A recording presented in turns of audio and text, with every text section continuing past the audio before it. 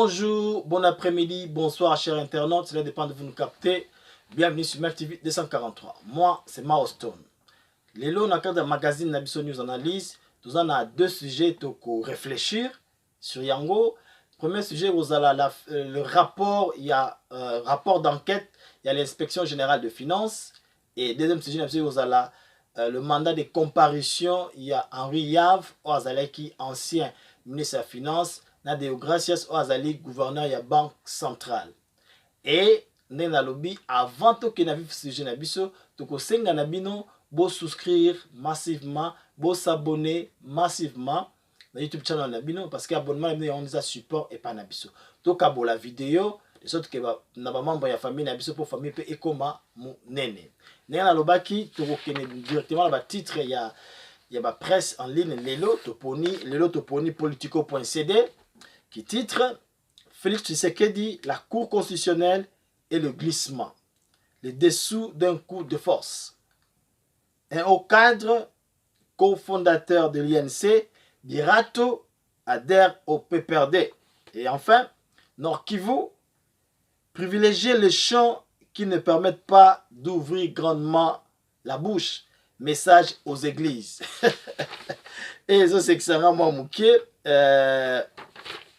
Pour la banzembo oyo bato bafona mnoko makasi na yebite so basala ondeni bapasteur bango bayebi bon to leki na sama commentaire muke na affaire ya monsieur Birato o adhéré na PPRD azali aza cofondateur ya UNC mais adhéré na PPRD ça na kamboka moté na Congo ça la nango et ko sala mara pe continuer ka osama d'autant plus que stabilité politique est dans la partie na biso mais le fait ça curieux ani lelo vendredi ta ba présenter na ba militant ya PPRD azaki présenté par le secrétaire général ya PPRD mais c'est Chadawi alors na ba propos nae alobi ke asinga ba militant ya PPRD ba fongola miso alors grandement ba fongola miso ba banga c'est l'homme qui a peur que mboka oyo na Congo oyo tant on a le grand prêtre Zamoko et ça la bamsu sona passe mais grand prêtre Zali Kabila donc Kabila même dans un grand prêtre na mboko boye ba mamnazo loba na ba fonction on est secrétaire général il y a parti comme peut perdre yemo abeza parti à mon na RDC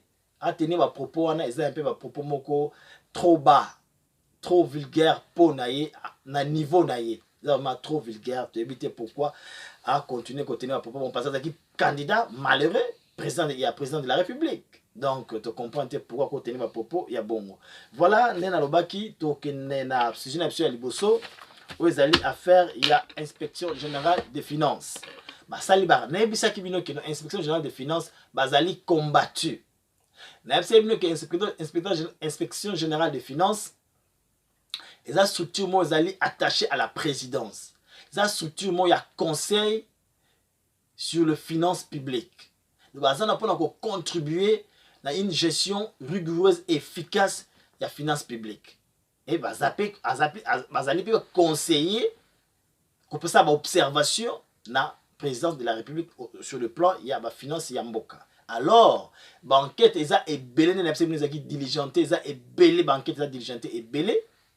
Si que banquette est comme Anasuka, et si koyo banquette oyo et sili si koyo zeli banquette bane ko mener na banque centrale banquette o bazali ko mener na ministère de la santé plus précisément sur le fonds alloué pour la riposte à Covid-19 alors na banque centrale bane ko enquêter sur compte général de l'État donc compte général de l'État zali compte oyo misolo nyonso ya l'État misolo nyonso ya l'État congolais et les kakakuna. Donc, kuna nde secret ya État congolais nous c'est ça na kati ya compte général de l'État. Alors, inspection générale des finances ba outi ko sili samsala ba tiki ba rapport na ba on a président parce que va attaché à la présidence mais ce que lobby j'ai dit ba kene ko pesa on peut premier ministre pour ba mesure ezala prise. Ba sili si peut enquête na bango na ministère de la santé plus précisément na ba fonds alloué pour la riposte contre Covid-19. On a fait qui ba rapport et pas chef de l'État mais l'OBP j'ai dit bakene kotika ba rapport et pas ya premier ministre pour ba mesure ezala prise. Alors selon l'inspecteur général des finances monsieur Gilles a lobby était ba mes gestion ba acte ya mes gestion ba fait ya mes gestion ezali ebele, ezala na banque centrale, ezala na ministère ya santé na ba fonds réservés na Covid. Donc, basali de déposer déjà ba plainte na parquet, na justice. Alors, de la justice, c'est la poursuite judiciaire. Donc, mes collègues, non, interpellation et causala et belé. Il faut poser la prophète Paul Bayamo parce que c'est clair. Donc, mes collègues, vous allez vraiment très mouvementé pour l'interpellation dans l'affaire de Covid. Ils font lié à louer la lutte contre, riposte contre Covid-19. Ils belé interpellé na banque centrale. Na banque centrale, na bi compte général de l'État. Donc ici comme misolo mbongo fanda ya mboke fanda kuna pe bato ebele ba kozala interpeller le mikolo kuya kozala terrible. Mais alors on a observé bino que non gestion il y a 18 ans il y a administration passée et ça caractérisé na ba détournement, caractérisé na impunité. Ça que ça compte tout le monde a pas fait. Parce que un gouvernement, un pays, est-ce que la corruption est ma casse, c'est déjà que non, il n'y a pas une bonne gouvernance. C'est déjà que politique, il y a beaucoup de malamoté, transparence est athée. Pour le développement, est-ce qu'il n'y a pas une bonne gouvernance, il n'y aura pas un développement, surtout dans les tailles comme Congo.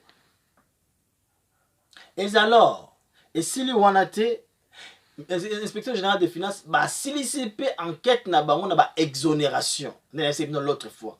Bazal trouva qui 1300 exonérations au hérité dans l'administration passée. Alors, l'autre fois, l'État congolais perd 5 milliards de dollars dans l'exonération seulement. Donc, l'administration passée est tikaki au moins, non, déjà au moins 1 milliard de dollars si et foutami déjà. Donc, avant l'inspection générale des finances, banda musala nango déjà banaja ko futa au moins 1 milliard de dollars banaja ko futa avec exonération c'est qui déjà te perdre. Ils ont réduit les recettes de l'État. Et encore affaire il y a compensation. N'est que non compensation ezali contre les lois de l'État ou contre les lois de la République. Affaire à TVA, gouvernement, il y a l'administration passée azala qui a mesure pour rembourser la TVA. Pour quel motif tu y éviter? À ceux qui wanate, le kolazaki un mauvais payeur a remboursé baba TVA na entrepreneur te ou opérateur économique à cela qui système à compensation. Aux allez paiement inutile. Alors, nous toujours perdre au moins 900 millions de dollars pour la compensation. Rien que compensation, 900 millions de dollars. Pour la exonération, nous avons perdu 5 milliards de dollars. Donc, on a 900 millions, ils ont déjà aussi foutu. Ils ont réduit les recettes de l'État. Ils ont réduit la capacité à budget nabiso. Pendant que nous avons 800 millions de dollars, 500 millions de dollars, 300 millions de dollars, au moment que nous avons à mesure de mobiliser plus de 5 milliards de dollars comme budget nabiso. Nous avons un budget dérisoire, il y a 3 milliards. Nous avons fait remarquer que le secteur Morokaka, on a une exonération 5 milliards de dollars. Nous avons l'autre fois, budget à 2018, ils ont un budget à 4 milliards de dollars. Pour dire que rien qu'exonération kaka, il faut financer le budget nabiso il y a 2018. Beaucoup il faut comprendre. Beaucoup qui comprendre yango. Ils ont accepté comment l'administration passée l'administration il y a destruction. Donc tout en là il que non pays émergent, modernité et ils ont un slogan. Bah qui va ça yango te. Comment vous ça un pays et comme émergent pendant que vous avez fuite il y a 5 milliards dans le secteur moka exonération. Pendant que vous avez un budget il y a 4 milliards avec un pays plus de 80 millions d'habitants. Mais 4 milliards, ils n'ont même pas budget à Manchester United, en Angleterre. Vous comprenez? Donc, l'inspection générale des finances, si rapport on a si enquête alors rapport va déposer dans le président de la République, peut déposer dans le gouvernement, exonération nyonso wana ezala annulé ba compensation nyonso wana ezala annulé parce que ezali contraire, ba compensation ezali contraire aux lois de la République. Mais alors ba exonération, ba bénéficiaire nyonso ba exonération non fondée, ba exonération fantaisiste ou bazo mérité té, eza suspendu, eza annulé. Annulé pas seulement, mais bah bénéficiaire nango bah kofuta bah lourde pénalité. Donc aux alaki bénéficiaire il y a exonération, mais aux alaki na droit na yango te bah annulé yango bah annulé kaka te, mais boko futa bah lourde pénalité. Ça c'est le rapport. Il y a inspection générale des finances ou bah pesa qui lobby pas le premier ministre. Donc voilà. Tous on a budget à 10 milliards de dollars pendant que tous on perd 5 milliards de dollars chaque année. Na exonération seulement. L'autre fois, tout cause on a budget à 100 milliards de dollars biso na Congo. Mauvaise gestion. Donc, bazo combattre l'inspection générale des finances, batika banquette wana. Parce que ba bénéficiaire avec exonération wana nyonso ezali ba riche, la République. Bon, comprendre les banani na ba entreprise. Alors, bazo ça la pression makasi c'est que banquette wana ekatana. Mais heureusement, l'inspecteur général de finances a dit que non, jusqu'au bout, de sorte que va permettre à l'État congolais à se souffler sur le plan budgétaire. Parce que le budget c'est vraiment inacceptable. Les budget, il y a honte dans un pays comme la République démocratique du Congo. Voilà donc, on a un mouvementé. Vous en avez besoin de la prophète. Mikole Koya, beaucoup moins les têtes vont tomber. Les interpellations seront nombreuses. Acharnement. Vous avez quelques conséquences. Il y a mauvaise gestion il y a 18 ans. Comment peut-on gérer sans contrôler, sans sanctionner, sans prévoir? Tu as évité.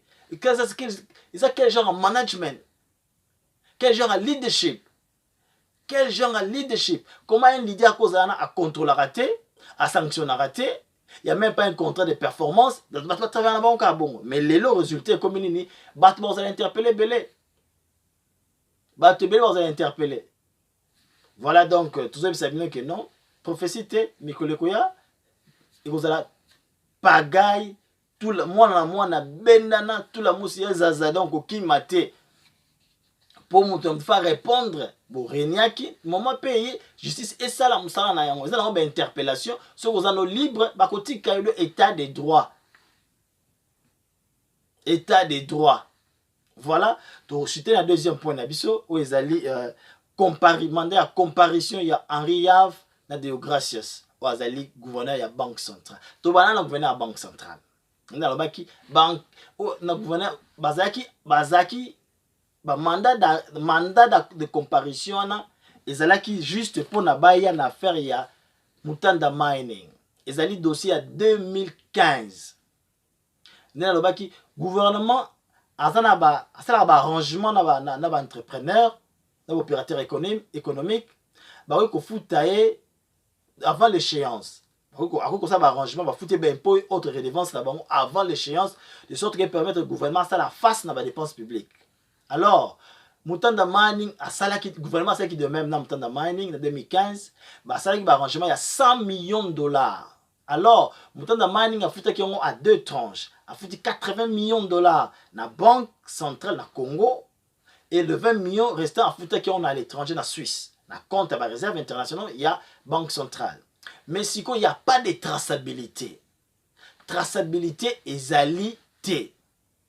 Il y a un interpellé qui déjà il y a DGI pour s'expliquer à Kenya s'expliquer qui batika qui est parce que mbongo et futa maki na ba régie financière te mbongo futa maki directement la banque centrale batika qui est alors batinda qui mandat de comparution ba invita qui gouverneur la banque centrale yépe aya ko éclairer parquet aya ko éclairer justice da ba fait infractionnel wana Yépe a boyaki kokende. Lobby, fallait se présenter hier jeudi, à se présenter qui était. Donc, gouverneur à la Banque centrale, Yépe a se présenter qui était. Lobby na invitation à Pesa qui est.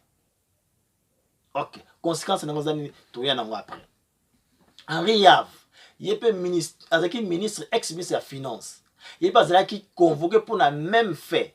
Il a éclairer la religion de la justice. mais yepe akenda kité semblerait atinda ba avocat na ye. Et encore selon certaines discrétions il y a entourage na ye et paraîtrait que aboyaki kokende parce que abangaki azwa sort ya Vital Kamerhe yango wana bazoluka arrangement moko politique.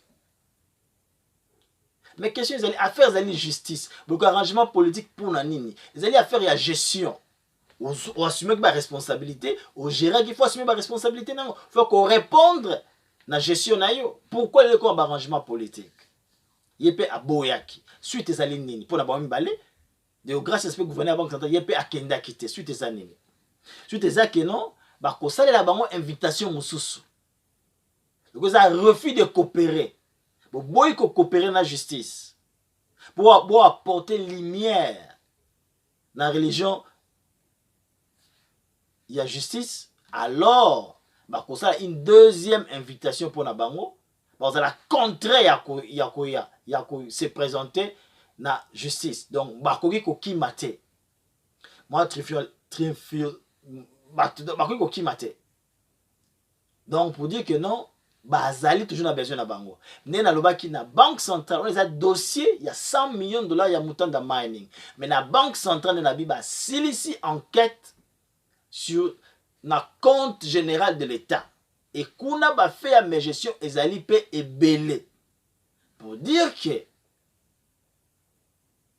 banque centrale esili na onte on les a affaire mususu il y a 100 millions de dollars pour dire que akoki kozonga lisusu na ba faire mususu. Donner la vie que Mikolo interpellation ezali ebele. Et ça faute inspection générale des finances. Et ça faute il y a gestion. Il y a bino il y a 18 ans. Vous avez très mal géré le pays. Vous l'avez géré comme si vous gérez votre maison. Même vous donnez même vos gérants à ordre.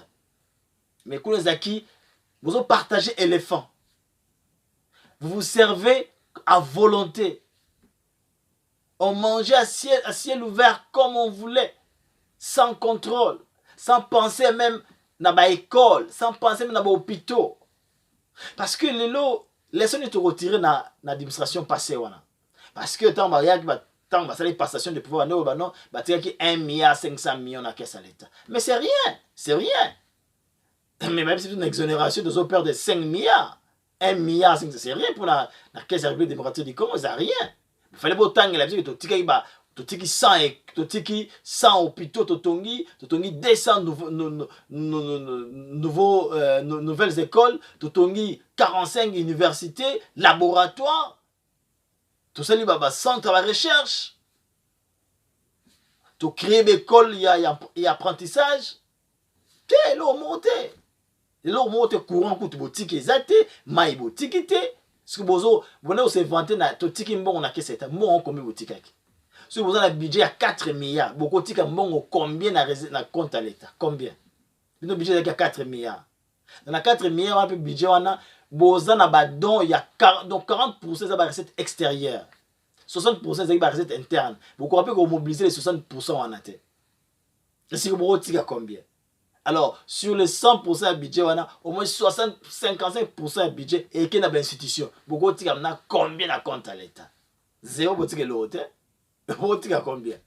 Et le les européens administration passée, régime passé, qui caractérisé na mais gestion, impunité, lack de leadership. Moni, bah tu vas confondre leadership. Leadership est un concept mozamounene. Parce que leadership il faut taper un résultat dans les années.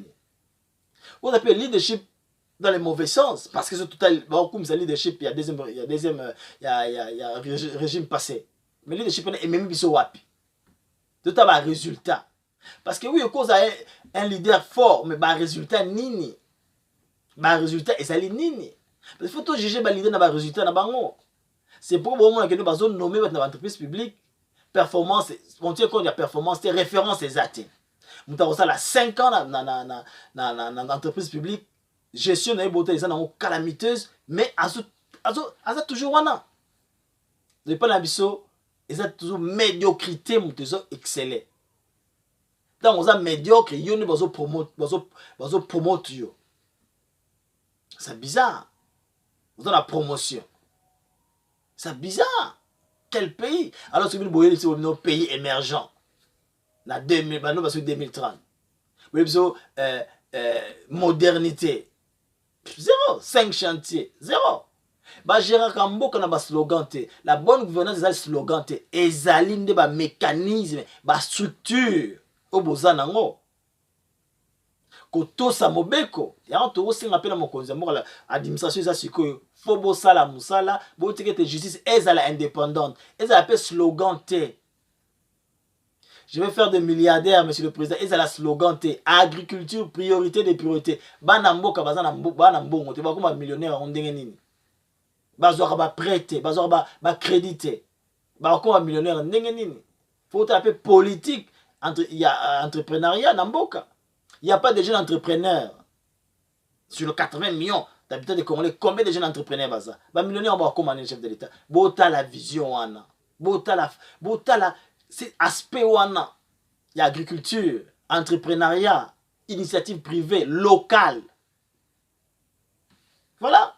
Donc nouveau gouvernement ou en tout cas nouvelle administration sloganté parce que tout le monde va slogan ce pays émergent, modernité, 5 chantiers, zéro résultat, zéro. Vous avez un leader, toi vous avez un leadership fort, mais toi fort en idée, dans la structure. Pas leader fort na ko kangaka batu, ko maltraiter batu wana yango te. Voilà, na la beto na suka émission na biso. To kozonga lisu lobby awa, to yela bino ebele. Parce que prochainement, tu vas te lever l'affaire où il y a proposition de loi au ministre de la Jeunesse et Sport à Sali, qui a parti à 18 ans, une fois qu'il a une formation militaire. Est-ce que ça est vraiment important? Est-ce que c'est vraiment le moment? C'est opportunisme. Voilà. Toya, tu le belango. Lundi, tu le belango en large, tu expliquer pourquoi et pourquoi est-ce le moment? Est-ce que vraiment c'est utile? Motivation c'est derrière ça. Tu regardes dans lundi tu expliquer bino tu pourquoi tu réfléchir sur pourquoi. Voilà tout comme dans cette émission na biso né dans le baraka to koya to le vérité rien que la vérité au nom de la République, que vive la République. Merci, tout prochainement. Ciao.